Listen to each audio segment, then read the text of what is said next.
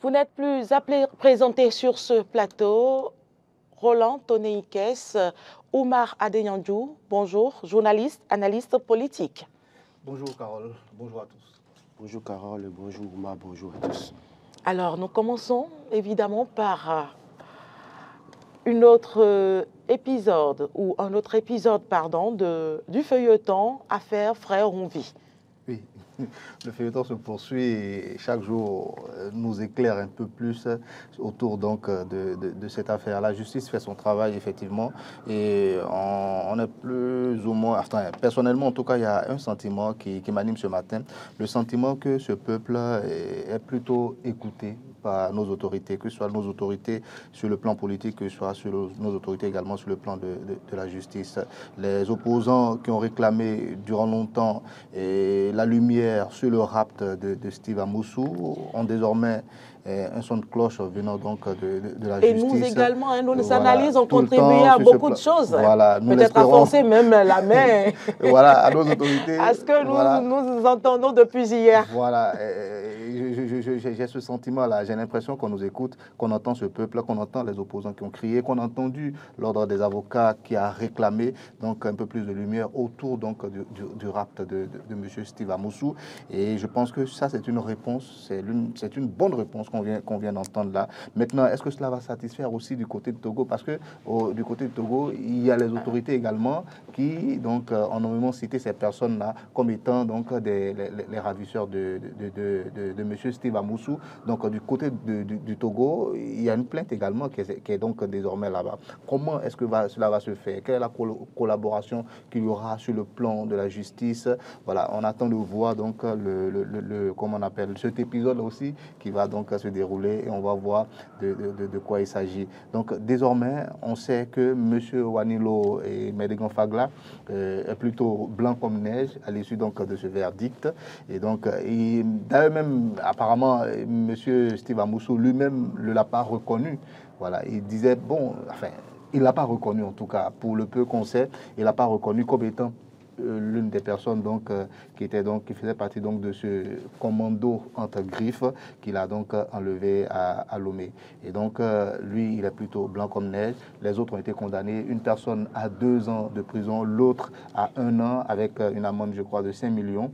Voilà, je pense que sur ce plan-là, c'est une bonne réponse qui est envoyée parce que la méthode employée, c'est vrai, quand on prenait avec des pincettes, avec le verdict désormais, on peut dire les choses comme cela se doit. La méthode employée était effectivement une méthode de voyous et donc les voyous désormais sont condamnés. On attend maintenant de voir ce qu'il en est maintenant du sieur Amoussou qui est soit, enfin, qui est ou pas monsieur, comment on dit, le frère Onvi, donc le fameux chroniqueur du vendredi. Donc on attend de voir et comment on appelle le verdict également du procès du 7 octobre qui va démarrer. Roland Toney-Ikes. Moi, je crois que quand on suit ce qui s'est passé hier, moi, je l'ai dit, je ne le cache pas, c'est un gros piège pour Steve Amoussou. Malheureusement pour lui, il est tombé dedans. Parce qu'en réalité, bon, je me suis réjoui de ce que ce matin, Oumar reconnaît ce thème rapt et parle de ravisseur. Parce que je sais que sur ce thème, on n'était pas d'accord sur ce plateau. Oui, on n'était pas du tout d'accord. Il n'était pas d'accord avec moi. Mais je me réjouis qu'il soit d'accord parce qu'il a suivi le procès hier. Alors, mais le problème qui se pose aujourd'hui, c'est que nous tendons vers une situation où on peut laisser même tous les chefs d'accusation contre Steve Amoussou, affaire de chronique où on dit que harcèlement, appel à la rébellion, on peut laisser tout ça de côté maintenant et il sera poursuivi pour escroquerie. Escroquerie, tout à fait. Malheureusement. Et donc c'est un piège. Ceux qui se réjouissent, je dis, mais vous vous réjouissez pourquoi? Écoutez, c'est un faux problème. Parce que là, maintenant, moi je me pose la question de savoir, il faut que les avocats de Steve Amoussou nous situent. Est-ce que Steve Amoussou reconnaît Marcelin Ayi comme étant un partenaire d'affaires? Est-ce qu'il y a eu vraiment une transaction de 10 millions entre les deux personnes? Comment est-ce que ça s'est passé? Parce que là, maintenant, on détourne le sujet vers une autre situation et qui va le mettre en difficulté. Pour 500 000 francs, les gens ont eu 7 ans ou 5 ans de prison. On parle de 10 millions. On parle d'escroquerie. Après, et j'ai posé la question sur le plateau à plusieurs reprises, qui est le plaignant dans le dossier? Jusqu'à présent, nous n'avons pas...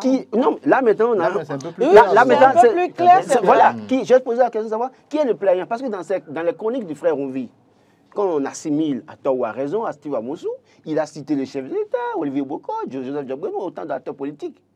Est-ce que c'est les acteurs politiques-là qui sont allés se plaindre devant la justice pour qu'on en arrive à le... Aujourd'hui, on sait que c'est un de ces hommes avec qui il fait des affaires. Alors, du coup, donc pour l'image du Bénin, par exemple, les gouvernants peuvent décider de ne plus... Se mêler? Non, ne plus poursuivre avec ces chefs d'accusation-là. On met tout ça de côté, maintenant on met l'affaire de ce que nous... Oui, justement, se mêler de l'affaire Rouvi. Voilà, ils vont mettre tout ça de côté, maintenant ils vont mettre l'affaire d'escroquerie sur la table. Et je l'ai dit sur ce plateau pour dire, et les gens m'ont insulté proprement pour dire, mais écoutez, moi je n'ai pas de patrie pris, et je ne suis ami de personne. Si les gens se sentent frustrés, ça va être le problème. J'estimais que, véritablement, le 7 octobre, on peut laisser de côté l'affaire de chronique, si il dit que, quand il dit qu'il n'est pas frère Rouvi, parce que les deux personnes qui avaient été interpellées avant lui ont été interpellées par affaire de cybercriminalité, harcèlement par voie électronique. Et donc, du moment où on voit les opposants rentrer dans la danse, du moment où on voit que le pays, le Togo, rentre dans la danse, on laisse tout ça de côté maintenant, et puis on met les citoyens, Aïe Marcelin devant, qui est plaignant maintenant, et puis qu'il demande à ce qu'on lui rembourse les 10 millions. Et puis, puisque peut-être les preuves entre griffes, je n'en sais rien, sont peut-être établies, on dit maintenant il sera poursuivi pour ça, et puis on peut lui coller 10 ans ou 20 ans. Donc, c'est le véritable problème que nous avons. Et c'est pourquoi je dis en réalité, quand vous êtes dans une posture, que vous voulez critiquer un régime, vous devez faire l'effort de ne pas vous retrouver dans certaines situations, malheureusement. Et vous devez savoir à qui côtoyer. Avec qui collaborer. Les folles propositions, vous les ferez. Mais c'est à vous d'avoir la tête sur les épaules parce que vous savez très bien que dès lors que de l'autre côté on n'arrive pas à vous choper, c'est que de l'autre côté on peut arriver à vous choper. C'est bien malheureux. Moi j'ai envie de savoir si Steve Amoussou a reconnu également avoir fait des affaires avec ce monsieur-là. C'est ce que je dis, c'est-à-dire, jusque-là, ces avocats n'ont pas dit, on a vu Maître Baparapé dans le dossier hier parler, mais en fait, est-ce que Steve Amoussou reconnaît un certain Aïe Marcelin avec qui il a eu des transactions? On n'a pas encore eu de suite pour ça. Le problème, c'est que si c'est... Est-ce qu'il y a eu des preuves? S'il y a eu une traçabilité de tout ce qui se sont envoyés? Malheureusement, parce que quand vous savez, dans les affaires de transactions financières, parfois, quelqu'un peut vous demander réellement de l'aider à acheter des produits. Peut-être, vous avez les sous et le marché peut ne pas être satisfaisant. Moi, j'ai connu un dossier comme ça il y a quelques semaines en arrière, un monsieur à qui on a remis de l'argent pour acheter des noix de cajou. Et il en a acheté, mais à un moment donné, il a eu des problèmes sur le terrain, et donc le prix a augmenté. Après, il y a eu des difficultés. Et puis, celui qui était son partenaire d'affaires l'a emprisonné. Parce que, n'ayant pas respecté les clauses du alors qu'en réalité, ce n'était pas sa faute, c'est le terrain qui a fait qu'il a eu de chute. Donc, mais malheureusement, là, c'est lui qui a pris des engagements, il a pris l'argent, et donc, finalement, il se retrouve en prison. Donc, c'est des choses comme ça qui peuvent arriver. Mais malheureusement, c'est qu'une fois que vous êtes recherché et que vous tombez dedans, on ne vous fait pas de cadeau. Moi, j'estime qu'aujourd'hui, ceux qui se réjouissent de dire que Steve Amoussou peut avoir les 5 millions de dommages, mais écoutez, nous sommes dans un pays où les autres peuvent interjeter appel. Et après l'appel, on peut décider de ne plus parler de dommages à payer, on peut ne plus continuer avec ça, mais mettre seulement les gens en prison. Et puis après, je disais aussi dans l'affaire concernant Wanilo, j'ai dit, et là aussi les gens m'ont insulté, m'ont traité de médecin. Ceux qui ont publié les photos de Wanilo, ceux qui se sont mis à le critiquer, à le dénoncer, nous étions dans une présomption d'innocence. Et dans cette situation, vous faites attention. N'oubliez pas que Wanilo gère le Centre national d'investigation numérique. De son bureau là-bas, il peut contrôler votre portable. Téléphone. Et donc, tous ceux qui se sont hasardés sur le terrain, moi je dis, il faut éviter ça à l'avenir. Ce n'est pas que j'ai peur, on a peur, ou les gens pensent qu'on a peur. C'est pas ça. Nous avons, par mesure de précaution, nous avons une loi sur le numérique au Bénin qui déjà est déjà un problème pour les citoyens. Mais en dehors de ça, celui dont vous parlez, il se fait qu'il est le chef d'une structure. D'ailleurs, aux premières heures de cette structure, on a annoncé qu'ils ont créé, désactivé 600 comptes TikTok, Facebook, de là-bas. Ce n'est pas qu'ils ont pris le portable pour désactiver, de là-bas, ils ont désactivé les comptes. Donc, les gens doivent faire suffisamment attention, parce que je disais, la question de, si on arrivait à prouver que Wanilo était coupable dans cette affaire, c'est un coup pour l'État. Ça salit la crédibilité de l'État béninois. Et donc, à ce niveau, il fallait vraiment porter des gants avant d'aborder ce sujet, parce qu'à tout moment, on peut trouver des situations, même si ce n'était pas la justice qu'il innocentait, on peut trouver des situations atténuantes pour lui, pour le sortir d'affaires, parce que dès lors qu'on prouve qu'il était dedans et qu'on le met en prison, finalement, on sait qu'il tient son autorité de quelqu'un. Le ministre de l'économie numérique, la ministre de l'économie tient son autorité de quelqu'un. Et donc, indirectement, les gens vont attribuer ça à tel au ou tel. gouvernement, forcément. Voilà, donc, moi j'estime que ce dossier, c'est bien dommage. Steve Amoussou, on dit que les autres sont condamnés. Moi, je ne me réjouis pas pour autant pour les autres qui sont en prison.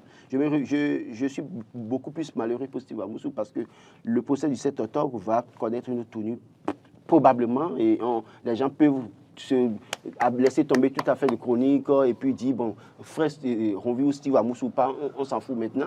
Maintenant, on a fait au fait. Parce que dès lors que les autres ont la certitude que celui qui est Steve Amoussou est frère Ronvi, ils peuvent dire, OK, il n'y a pas de problème. Si vous n'êtes pas frère Ronvi, il n'y a pas de problème, on n'en parle plus. Maintenant, il y a une plainte contre vous comme pour escroquerie. Qu'est-ce que vous répondez à ça? Qu'est-ce que vous répondez à ça? Et c'est bien dommage. J'aimerais d'abord faire une toute petite clarification parce que tantôt j'ai parlé d'un sentiment de satisfaction. C'est le sentiment de satisfaction du fait qu'un citoyen qui avait besoin, qui avait besoin d'entendre la justice, qui avait besoin d'entendre les autorités politiques sur son, comment on appelle, son droit à l'information, je veux dire, a eu une réponse. J'ai eu une réponse et je suis complètement satisfait sur ce point parce que la crédibilité de notre pays, comme l'a dit Roland tantôt, est désormais plus ou moins lavée, on va dire. On sait désormais que les autorités n'ont rien à voir avec cette affaire-là. Il y a des personnes qui ont voulu se faire justice et donc ces personnes-là, on les a appréhendées et donc nul n'a le droit de se faire justice. Elles sont donc condamnées. 2 ans de prison, 1 an de prison, des amendes, voilà, ainsi de suite. Et ça, sur ce point-là, je pense que c'est plutôt une bonne nouvelle, ne serait-ce que pour le Béninois que je suis. Et j'espère, une fois encore, et je le répète, que cela n'entachera pas les bonnes relations qui existent entre le Bénin et le Togo. Justement, maintenant, on revient... ma question, quelle sera, selon vous, la réaction du Togo aujourd'hui? La réaction du Togo, normalement, telle que les choses se présentent, je pense que... il peut y avoir plusieurs réactions. Ils peuvent demander à ce que ces personnes-là, peut-être, soient extradées. Est-ce qu'il y a une collaboration qui existe sur ce plan-là entre le Bénin et le Togo? Est-ce qu'il y a une coopération sur ce plan entre le Bénin et le Togo? Si le Togo demande à ce que ces personnes soient jugées là-bas, s'il y a une collaboration entre eux, s'il y a une coopération qui existe, s'il y a des accords qui existent entre eux, il n'y a pas de raison que cela peut-être ne se fasse pas et qu'on aille les juger là-bas également. Ça dépend maintenant des autorités, ça dépend des lois qui existent, donc qui régissent donc les liens entre nos 2 États. Maintenant, par rapport à M. Steve Amoussou,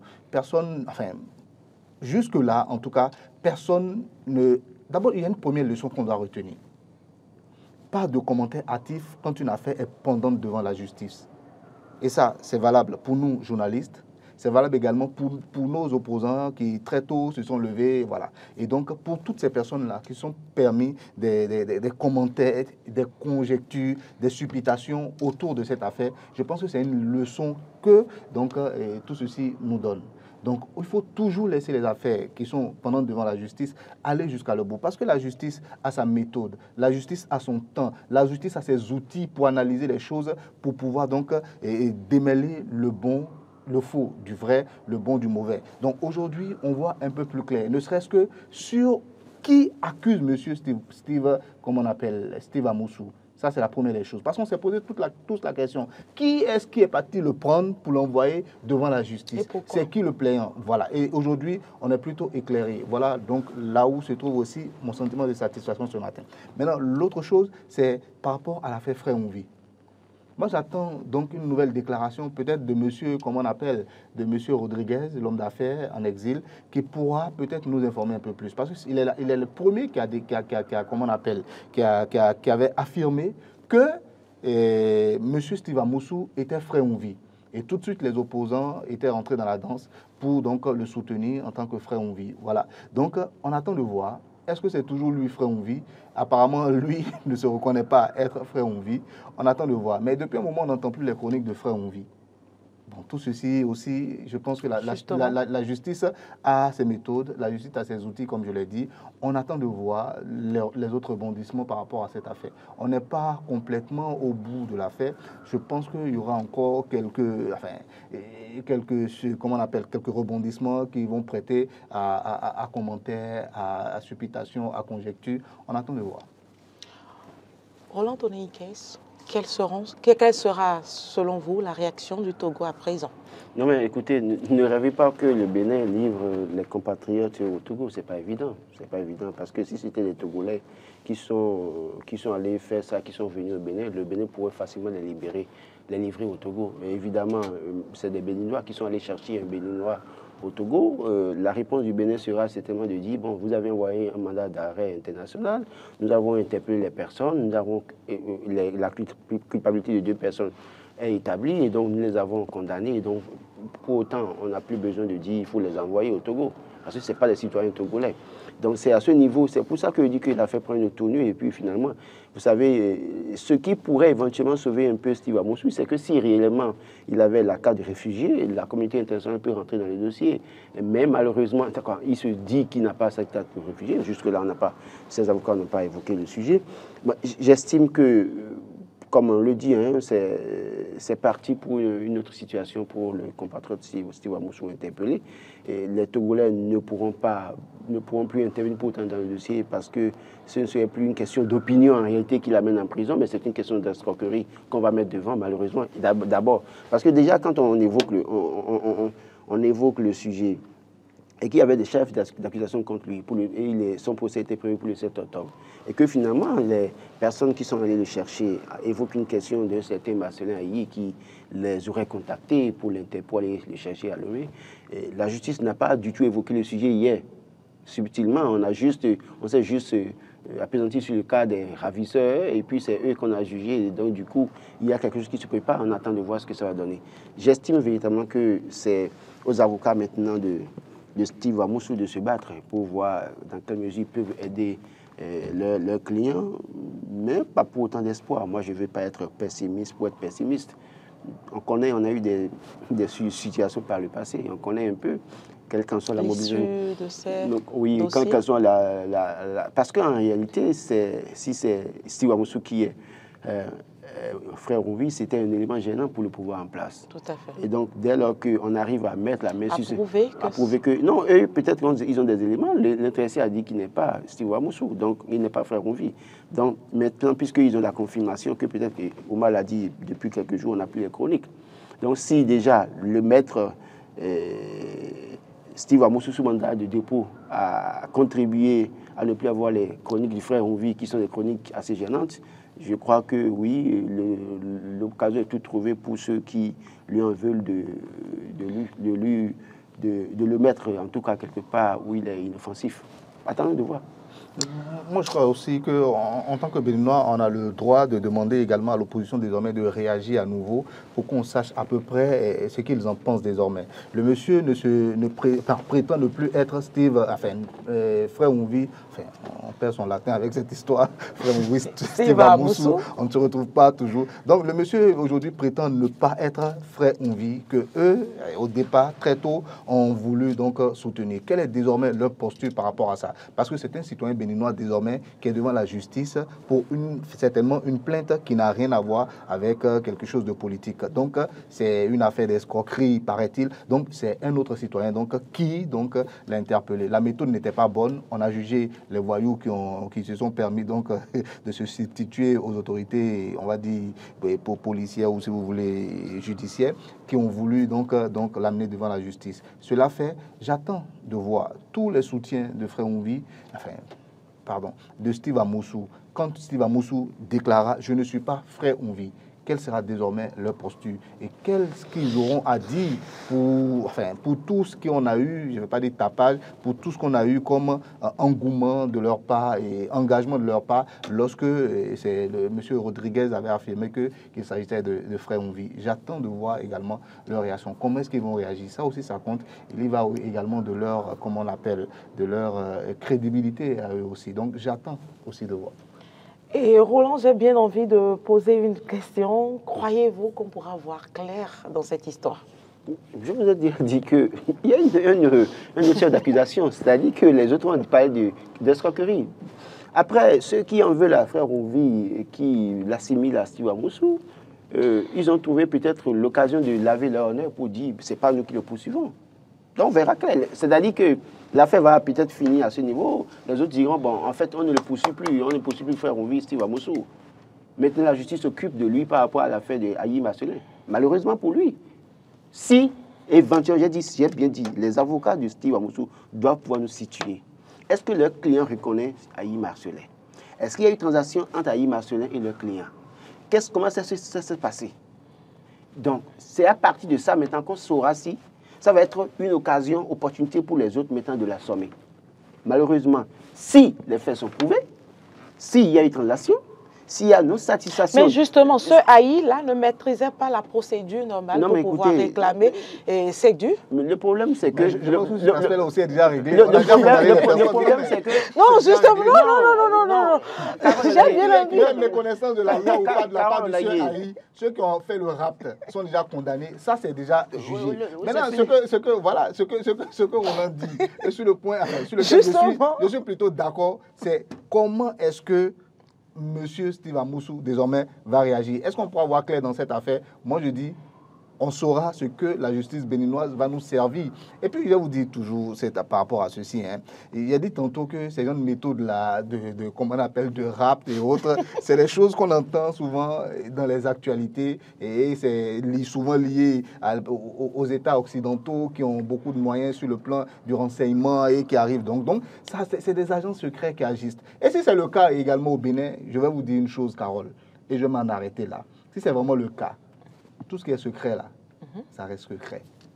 Donc, c'est ce que la justice va vous servir, que vous allez prendre et garder. Et c'est sur ça également que nous, en tant que journalistes, nous allons faire nos également ne pas être la vérité. Mais là, voilà. Donc, non, le problème... Une fois que la justice a fini, on n'a plus besoin de dire vérité ou pas. Le problème, Oumar, Carole, le problème, c'est qu'il y a des vérités qui sont connues, juste qu'on ne le dira pas sur des plateaux de télévision. C'est ça. Il y a des vérités qui sont connues. Ma question a pour objectif de faire ressortir ça. Ils sont conscients qu'il y a des vérités qui sont connues. Ils savent que le problème, c'est que la première personne qui osera donner des vérités sur le plateau de télévision, les verra sur son dos. C'est pour ça que, moi, je dis une chose, je vous ai déjà dit, en réalité, dans ce dossier, ce n'est pas une question de on livre Steve Amoussou ou bien on est du côté d'Amour. Parce que les gens, c'est pourquoi je me pose la question, le peuple béninois est, excusez beaucoup, un peuple versatile. Et dès lors que vous n'êtes pas du côté de celui que le peuple accuse ou condamne, c'est qu'on vous traite de vendu ou de je sais quoi. Mais écoutez, vous devez continuer à faire votre travail. J'estime véritablement que malheureusement, ce qui s'est passé hier, c'est un gros piège pour Steve Amoussou. Ce n'est pas évident qu'il s'en sorte. Si éventuellement il connaissait vraiment un certain Ayi Marcelin et qu'il y a une transaction entre les deux, c'est bon. Bon, les gens peuvent continuer à être optimistes. Roland, quand vous parlez de piège, je pense que ça serait un piège si c'est lui, frère Onvi. Non, j'ai dit c'est un piège. Non, c'est pas que je vous accuse de quelque chose. C'est-à-dire que si c'est lui, frère Onvi, là, j'estime que c'est un piège. Mais si ce n'est pas lui, frère Onvi, et que c'est l'individu, c'est le citoyen Steve Amoussou qui est devant la justice pour une telle affaire, mais où est le piège? On l'accuse de quelque chose, il réagit, il se défend. Je parle codé. Bon, d'accord. Je parle codé. Bon, d'accord. Bon, d'accord. On en dira tout simplement qu'il ne pourra pas retrouver sa liberté. Carole, retenons au moins une chose sur ce plateau-là, que j'ai toujours dit, c'est que la justice, quand une affaire est devant la justice, il faut faire très attention. On ne commande pas les affaires de justice comme ça. Ça, c'est la première chose. Deuxième chose, en tant que journaliste, nous, on commande des faits. Justement, un homme politique sort, il fait une déclaration politique. Voilà. On est limité à ces faits aujourd'hui. J'ai commenté les faits. Voilà, c'est ce que je dis. Qui ne reflète pas forcément la réalité. Parce que moi, j'ai entendu très tôt des gens dire des propos par rapport à cette arrestation, mais l'indignation était énorme.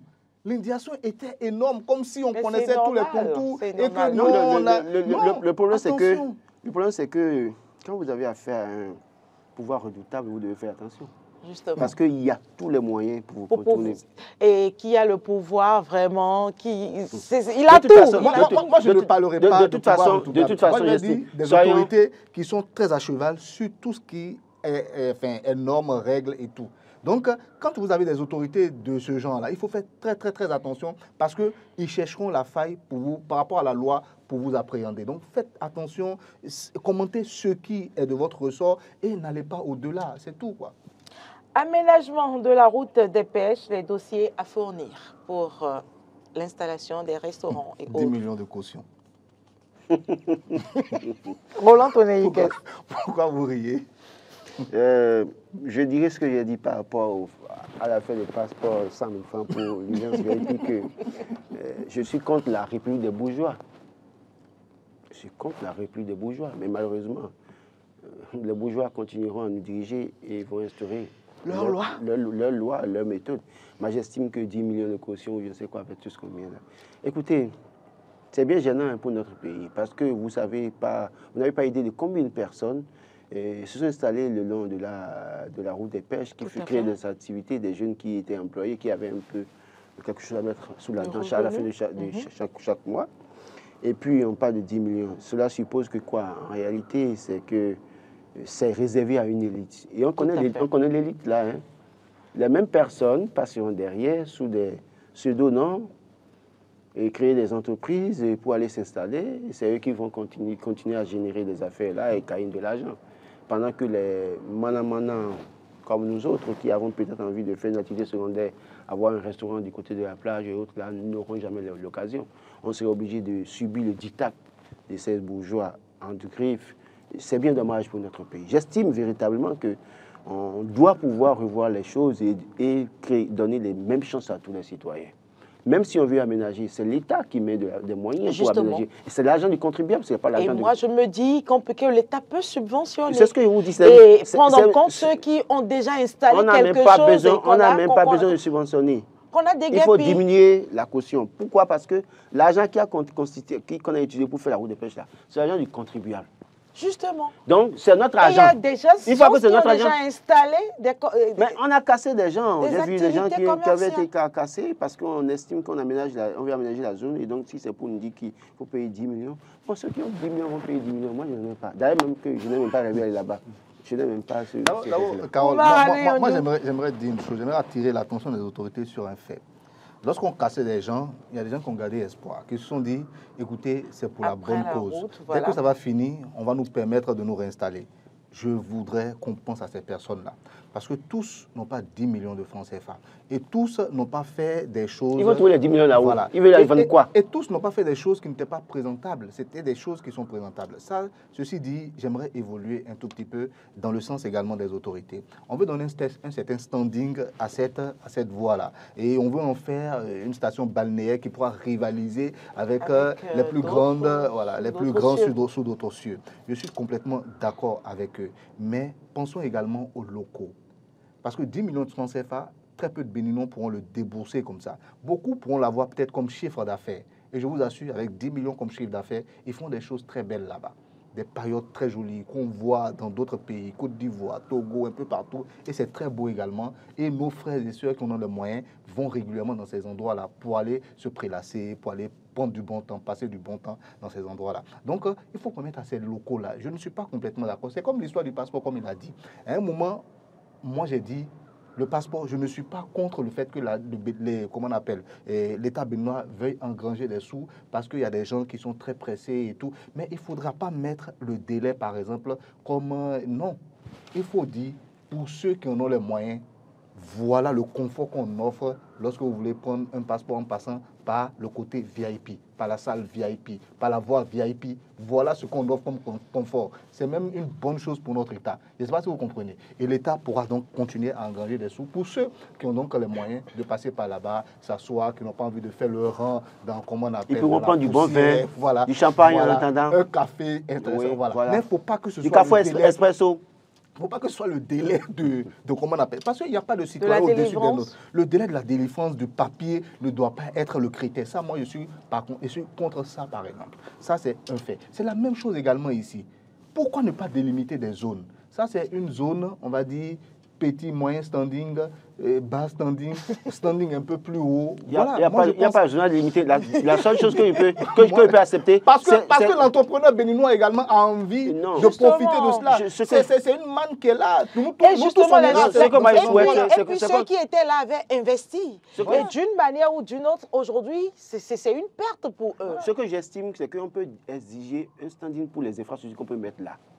Justement. Mais si on le fait et chacun comme ça, se débrouille pour répondre. Un peu comme ils l'ont fait au CPA, oui, où la construction avait des normes, des caractéristiques données. Oui, mais Carole, quand Laurent dit exiger un standing, mais l'État va exiger un standing mais très haut parce que lui je veut suis marquer d'accord. l'histoire. Et là aussi, Et là, je vous assure, c'est tous les bourgeois qui viendront. Voilà, nos entrepreneurs, les petits entrepreneurs, ceux qui ont les petites moyennes entreprises, ne pourront pas également évoluer là-bas. Alors qu'on a tous le droit de pouvoir essayer voilà, de chercher de l'argent un peu partout comme on peut. Donc, voilà. Et si nous, on nous limite là-bas, et si on limite ces entrepreneurs béninois là, qui n'ont pas de gros moyens, qui ont peut-être juste les 10 millions comme chiffre d'affaires, dès qu'ils déposent ça comme caution, il n'y a plus rien pour construire. J'ai comme l'impression qu'aujourd'hui, on construit le Bénin. J'ai comme l'impression, c'est mon avis. J'ai comme l'impression qu'on construit le Bénin pas pour les Béninois, on construit le Bénin pour des bourgeois qui veulent venir d'ailleurs pour investir, qui vont s'installer. Malheureusement, c'est le constat que je fais. Parce que si ce n'est que pour les Béninois qu'on construit le Bénin, on doit pouvoir revoir certaines décisions qu'on prend. Ouais. On ne peut pas continuer à dire des trucs comme ça, 10 millions de francs CFA. Quand même, dans ce temps-ci, même si vous avez 10 millions, on peut même... On vous demande, on vous demande de justifier. Non, il y a des banques, même pour avoir 10 millions maintenant, il faut demander ça 72 heures avant. Justement, maintenant, c'est encore ça. D'avoir les preuves et de savoir d'où. Ça, c'est autre chose. Maintenant, vous, là, moi, Laurent, vous imaginez ça 10 millions maintenant, on va dire, vous avez trouvé franchement le capitaux. C'est tout trouvé pour que je... Qu'on aille me faire asseoir quelque part. J'estime que c'est beaucoup de choses. Et c'est aussi un piège. En tout cas, moi, j'estime que ceux qui ont 10 millions, les bourgeois, n'ont qu'à les investir. Malheureusement, je suis enfant de pauvre. Vivement que j'ai les 10 millions un jour, mais je ne vais pas faire peut-être ça, je vais aller investir. L'autre chose aussi, c'est que nous sommes tous béninois et beaucoup d'entre nous ont envie aussi de profiter de ce littoral-là qui nous appartient tous. Le gars qui habite quelque part dans Bao, je ne sais pas moi, au fin fond reculé d'Avort ou à Papa quelque part, il y aura des dimanches où il aura envie de prendre sa femme et d'aller là-bas. Il ne pourra pas aller au Sofitel, vous êtes d'accord avec moi? Il ne pourra pas aller à Novotel, il ne pourra pas aller à Ibis, il ne pourra pas aller dans les grands... Au moins, moi je dis,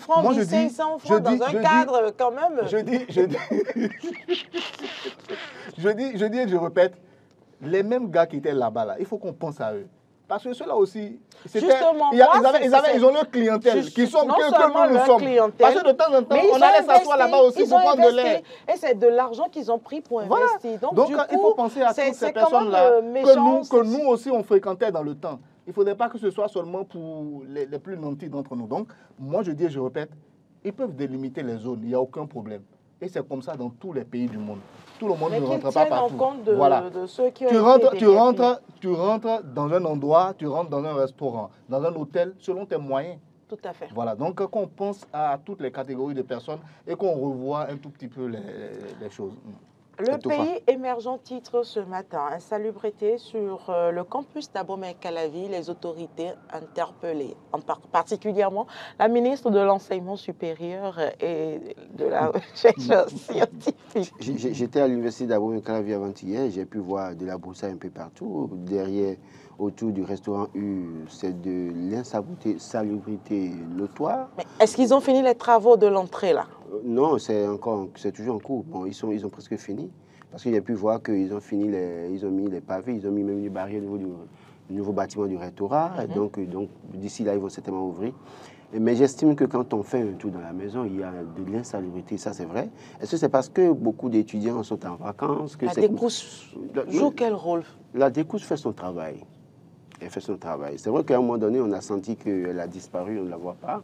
On ne sent pas pour autant, parce que là déjà, vous savez qu'on avait interrompu le transport des étudiants. Justement. Et puis après, on a annoncé ça, et puis ça a été encore interrompu. Autant de choses. J'estime que oui, bon, la DECOUS, elle est là depuis. Hein, bon.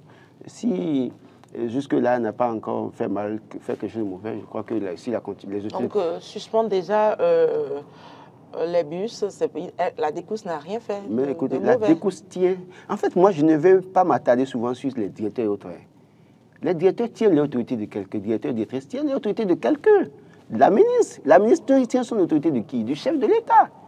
Donc, si sur toute la ligne, personne ne trouve rien à dire, je ne vais pas m'attarder sur elle. Moi, je la laisse. Je continue mon chemin. Je dis, bon, si je vais interpeller Mme Éléonore Ladékanyaï, je l'interpelle. Si je vais interpeller le chef de l'État, je vais l'interpeller. Pour lui dire qu'en fait, tous ceux qui vont l'université ne sont pas enfants de bourgeois. Justement, les enfants peinent vraiment à se déplacer. C'est difficile. Acquérir le savoir. Je suis allé dans les locaux de Radio Univers avant-hier quand j'étais là-bas. J'ai pu voir affiché au mur un journal, je crois, Le Héros, le Révélateur, et qu'il y avait une photo de riz parce qu'il y a un incendie et donc la qualité du riz dans les plats des étudiants. J'ai vu un journal, un truc comme ça, la une de journal. Et puis je me suis posé la question de savoir, voilà des choses que les gens reprochent, mais est-ce qu'on les écoute véritablement? Est-ce que la DECOUS aujourd'hui a les moyens de régler tous les problèmes? Les rumeurs ont également circulé sur la fermeture de la salle de la cantine, justement, universitaire. Moi, j'estime que, est-ce que la DECOUS a tous les moyens aujourd'hui? Je ne la dédouane pas, hein, mais je comprends un peu. Si nous nous référons au mode de fonctionnement du pouvoir en place depuis 2016, c'est que même la DECOUS, vous irez la voir maintenant, elle vous reçoit peut-être dans l'offre, vous dit je ne veux pas parler.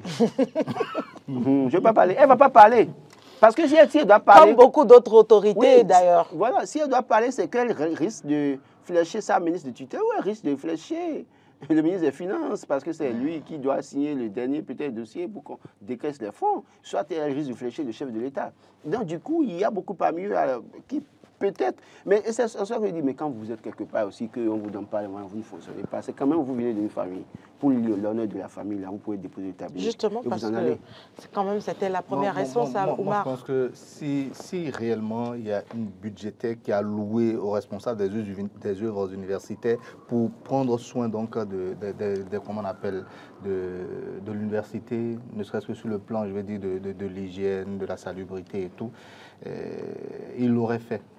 Il aurait fait, ces responsables auraient agi pour le faire. Certainement qu'il y a un problème. Et c'est le moment d'interpeller également donc, les autorités, comme l'a dit Roland, aller au-delà donc des responsables des universitaires, appeler ceux du haut niveau réellement pour qu'ils agissent. Parce que l'université, le campus d'Abomey-Calavi, c'est l'une des vitrines de notre pays. Au même titre que l'aéroport qu'on a embelli, au même titre que d'autres endroits, les avenues et tout, l'université fait partie des vitrines de notre pays. Les personnes les plus capées sur le plan scientifique viennent au Bénin. Où est-ce qu'ils se retrouvent? C'est à l'université d'Abomey-Calavi. Ce sont eux qui iront dire plus tard, plus loin, ah, le Bénin évolue. Et d'ailleurs, même quand cela parle, c'est paroles d'évangile, c'est des personnes très instruites. Donc, c'est des endroits qu'on doit mettre vraiment au propre. Ça, c'est un premier cas. Au-delà du fait que c'est une vitrine, vous savez, c'est le lieu où on étudie. C'est le lieu où des enseignants viennent donc et transmettre le savoir. Et il faut une certaine atmosphère pour que cela puisse se faire dans les normes. Si le monsieur qui vient avec sa voiture pour aller transmettre le savoir vient et qu'il a du mal déjà à se faufiler dans l'université parce que c'est insalubre, parce qu'il y a la broussaille ici, il faut aller contourner, vous voyez déjà sur sa psychologie tout ce que cela aura comme impact lorsqu'il va vouloir donc transmettre le savoir aux étudiants. Et les étudiants eux-mêmes, ils doivent étudier comment assimiler les choses. Ce n'est pas toujours très évident. Et si les conditions ne sont pas très intéressantes, vous voyez, il y a un problème également à ce niveau. Donc, il y a tellement de raisons pour que l'université d'Abomey-Calavi soit un lieu sur lequel on se penche réellement et qu'on l'embellisse comme cela se doit. Lorsqu'on sort du Bénin et qu'on va dans les autres universités, on voit que ça fait la fierté de ces pays-là. Vous voyez, quand on prend un pays aujourd'hui comme la France, c'est vrai que le standing n'est pas vraiment le même, les histoires des pays ne sont pas les mêmes. La France, c'est un bien grand pays, mais je prends quand même cet exemple-là pour dire quoi? Pour dire qu'aujourd'hui, l'un des moyens pour la France, pour l'État français, d'engranger beaucoup de revenus, ce sont ces universités également, parce que c'est des universités réputées, qui ont une très bonne réputation, voilà, bien cotées sur le plan international. Et quand vous rentrez dans ces universités-là, quand vous franchissez le seuil, vous vous rendez compte que, non mais attendez, c'est vrai, ce qu'on paye ici, c'est pas pour rien, quoi. Le standing est là, tout est propre, tout est nickel. Voilà. Donc, si on veut atteindre ce niveau-là également, si on aspire à devenir comment on appelle, un État où ces universités sont vraiment bien réputées, bien cotées sur le plan international, je pense que ça passe par là également. Donc, faisons le travail, mettons les moyens aux universitaires, donnons-leur les moyens pour pouvoir faire donc le travail qui est le leur, rendre l'université propre et que quand on marche à l'université, qu'on soit dans une atmosphère vraiment propice à l'assimilation du savoir et à la transmission donc, du savoir. Justement, moi, je crois qu'il faut que le recteur Avlessi oublie les notes de service qui interdisent de tenir, je ne sais quoi, celle-ci à l'université ou interdiction de bus. C'est les adultes qui sont à l'université. Il faut l'oublier, oublier ça. Aller régler des problèmes. Il faut régler les problèmes. Pendant qu'on est en train de suspendre le bus universitaire. Écoutez, il faut régler les problèmes des étudiants. Depuis 2016, on n'a pas vu de nouvelles salles construites pour les étudiants. Hein. Les amphis. Oui, les amphithéâtres, il n'y en a pas pratiquement. Vous allez passer, vous allez voir Amphi Ouattara, Amphi Koulikbe, Amphi je sais quoi. C'est dans ces mêmes amphis C'est que les conférences se tiennent, que les amphis, se tiennent. même si les gens ont traité Bonnier de tous les noms parce qu'il allait quémander peut-être pratiquement ces trucs-là, mais quand même ça sert aux étudiants maintenant. Il est temps qu'on construise de nouvelles infrastructures pour les étudiants. C'est très important. Justement. J'espère que les autorités sont à l'écoute. Nous allons rester dans... Non, juste une seconde. C'est vraiment malheureux que ce soit de ça qu'on parle par rapport à nos universités. Quand on sait que les formations même ne sont même pas adaptées au marché de l'emploi et qu'on doit réfléchir toutes ces choses-là. Et voilà on parle de l'MD, mais aucune condition réunie pour le système LMD. Il y a trop de choses à penser par rapport à l'université. On est obligé de parler d'insalubrité à l'université. Moi, je pense que c'est très grave. Il faut que nos autorités se pointent déjà sur cet aspect-là très rapidement pour que ce soit vraiment très propre et ensuite on pourra parler d'autres choses. Il y a bien d'autres choses importantes qu'il faut aborder par rapport à nos universités. Comme quoi, chères autorités, les étudiants ont besoin de travailler, d'acquérir le savoir dans un environnement sain et salubre. Vous passez par le petit portail pour aller vers l'Ecobank. C'est pas BOA. Vous traversez une broussaille. Vous pouvez être chassé à tout moment par les serpents. À tout moment. Ça, je confirme. Et du côté de l'ENEAM, de l'ENAM, justement. Donc, du coup, alors qu'il y a beaucoup d'espace qu'on peut encore exploiter sur le campus. Il faut aménager. Même maintenant, bon, écoutez, pour aller vers les banques, j'ai dit non. Donc aussi, si l'université ne fait pas, il faut que les banques aussi quand même respectent leurs clients. Parce que pour aller déposer mon argent dans une banque ou bien aller chercher mon argent... Je dois passer par la bourse. C'est pas un peu me pourchasser à tout moment là. Quand même que les banques aussi s'investissent dans l'université. C'est une manière de contribuer. Aller aux alentours de la banque devant Radio Univers aussi là. Mais écoutez, je suis allé là-bas la dernière fois, mais c'est sale. Il faut donc qu'à nettoyer aussi quand même. Ils sont dans un... Comment on vient chercher notre argent dans les salles? Non, justement. Donc ça aussi, il faut que... En fait, c'est les étudiants. Ils n'ont pas beaucoup de moyens. Non. Qu'est-ce que les banques gagnent là-bas? Ils gagnent. Les 50 000 que justement, ils gagnent, mais... Les bourses que les... Quand ils font son secours de 5 et quelques là, ils déposent juste 50 000 francs pour les moments. Non. Pour les moments dont il n'est pas très sûr. Il y a des... Aujourd'hui, les bourses sont versées sur les comptes. Oui, tout à fait. Et donc, les étudiants sont d'office des clients pour les banques. Et quand vous faites un retard, ils prennent 1% quand même. Donc, c'est de l'argent. Donc, je ne peux pas vouloir aller là-bas. Et je suis allé là-bas pour faire une opération. J'ai traversé de la broussaille. Et à tout moment, vous pouvez chasser par des reptiles. C'est quand même sérieux ce dont on parle. Je ne vais pas mettre, je vais souffrir. Maintenant, pour avoir l'argent, je mets chez vous pour aller chercher. Maintenant, je dois souffrir, passer par la broussaille. Et si on ne sait pas me modèles, dès que je meurs, l'argent va rester chez vous. Parce que mes parents ne savent pas si j'ai de l'argent chez vous.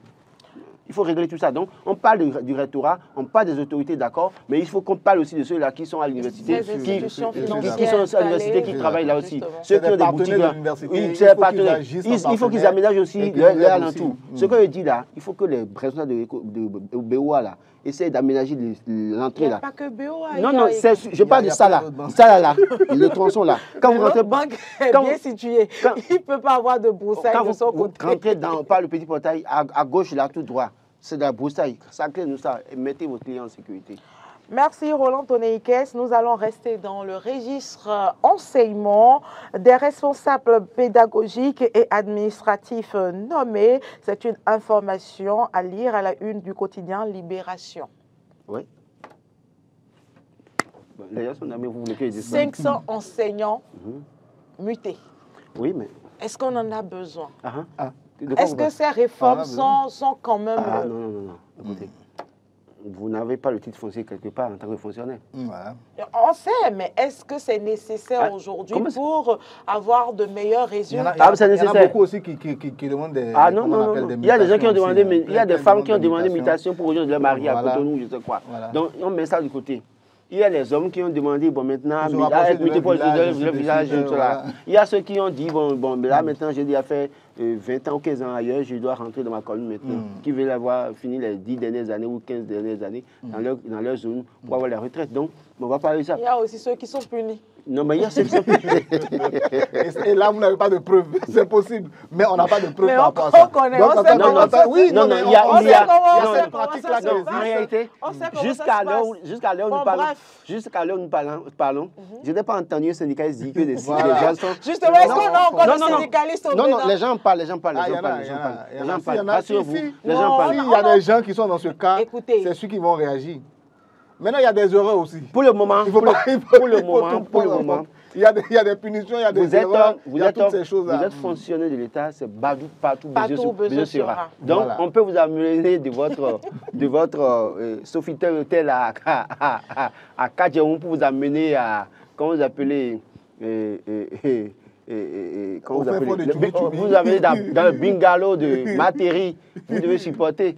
Donc, c'est partout besoin sera. Moi, je ne vais pas. Et pour finir, dans le 12e arrondissement, des mendiants et enfants de la rue arrêtés. Oui, mais écoutez, moi, je dis, il faut libérer nos artères, nos faux tricolores. J'ai donné des exemples ici, sur le plateau. Je connais des gens qui sont déposés tous les matins dans les feux tricolores par leurs propres parents et qui viennent les chercher les soirs. C'est une mauvaise image. Moi, je ne supporte pas ça. Je suis autorité il y a longtemps que j'allais piéger ces personnes, les foutre en prison et prendre en charge leurs parents malades. Il y a longtemps, j'allais les arrêter. Je mets des gens sur le terrain et puis le jour où ils viennent déposer les parents malades dans le feu, on les chope. Parce que ces personnes malades cherchent de l'argent. Et c'est vous qui êtes bien important qui prenez l'argent pour gérer pour ces personnes. J'ai évoqué la question du sourd de l'aveugle dans le feu de Ita. Il est déposé par un parent. Il y a une dame, tout récemment, qui vient maintenant dans le feu du stade. Quand vous quittez le stade pour Calavi, elle est là, assise là. C'est un parent qui vient la déposer. Il y a un autre qui jouait dans les feux tricolores à Ganticon. C'est un parent qui venait le déposer. Et j'ai cherché un jour à rentrer en contact avec ses parents parce que je voulais faire un reportage sur lui. Et celui dont on m'a donné le numéro, qui est son frère, quand j'ai enregistré son numéro, tous les matins, je le vois faire des publications sur son statut WhatsApp en vendant tenues, chaussures et autres parce qu'il a un prêt-à-porter. Mais je tombais des nues. Mais il est parent de quelqu'un qui est dans les feux tricolores qui demande de l'argent tous les matins, tous les jours. Ça sonne mal. Et donc, j'estime qu'aujourd'hui, il faut faire le ménage à ce niveau. Parce que tous ceux qui sont dans les feux ne sont pas pour autant des mendiants, des pauvres. Justement. Il y a ceux qui se deviennent, comment vous appelez... Les paresseux qui ne veulent rien faire. J'ai vu, hier, j'allais à Ouamé, j'ai vu un monsieur un peu après Parana. Depuis plus de 20 ans que je suis à Ouamé, je l'ai connu, il est un mendiant. Il a une femme et des enfants. Il l'a construit. Il est de Soava. Je le connais depuis des années. C'est ce qu'il faisait au pro, même un véhicule a renversé devant la mairie. Il est allé à l'hôpital, il s'en est sorti, il a contrepris. Donc je l'ai vu hier à Parana, en culotte avec lui, et il commandait toujours. Depuis plus de 20 ans, il ne fait que ça. Il n'est pas malade. Donc, il y a ces personnes-là qu'il faut... Moi, j'estime que... Quelqu'un me disait que le gouvernement aurait construit un bâtiment comment vous dites, j'ai oublié la localité, la vers où il est là-bas. Et là-bas, qu'il y a les mendiants qu'on ramène là-bas. Donc, j'ai dit, ah si c'est ça, ça veut dire que si on voulait donner des choses aux mendiants, allez là-bas pour le leur donner. Parce que ça sonne mal que des parents viennent déposer des proches dans les feux pour prendre de l'argent et que c'est ça qui leur permet de tourner. Et quand vous voyez le soir, ils vont faire le point et on leur dit, bon, tu as tel montant parce que c'est peut-être un aveugle ou une aveugle qui ne peut pas compter tout ce qu'il a gagné. C'est bien dommage. Je crois qu'il faut libérer nos athées. C'est très important. Omar Adayandou. Oui, vous n'avez pas voulu prendre mon avis par rapport aux enseignants, mais c'est pas bien grave. Je sais que c'est le temps qui presse. Justement. J'avais un avis, mais c'est pas grave, on peut passer dessus. Mais par rapport aux mendiants, je pense que le maître mot, c'est prise en charge.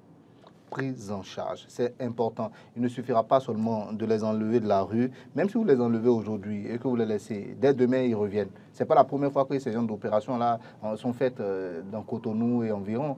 Ça se fait régulièrement, mais qu'est-ce qu'on observe? C'est que les gens reviennent à chaque fois. Oui. Voilà. Donc, pour empêcher qu'ils reviennent, il faut véritablement mettre en place une certaine prise en charge. Et quelquefois, même peut-être ces prises en charge-là ne sont même pas des choses très lourdes, un dispositif très lourd à mettre en place. Il suffit simplement qu'on ait des éducateurs bien spécialisés, comment on appelle, des psychologues qui vont faire un travail des accompagnateurs.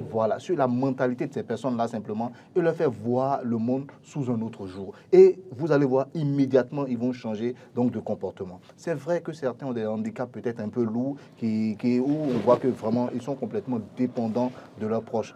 à ceux-là aussi, il faut voir, il y a le ministère des Affaires sociales qui est là. Je sais qu'il y a des lignes budgétaires qui sont complètement dédiées à ces gens de choses-là. Est-ce que le ministère peut prendre en charge on ne peut pas prendre tout le monde. On ne peut pas prendre en charge tout le monde. Mais ceux qui ont des trucs très lourds, il faut oui, il y a des gens qu'on peut prendre en charge, ça, je suis d'accord. Oui, mais il y a des cas, il y a des cas, il faut interpeller les parents et les mettre devant le fait accompli.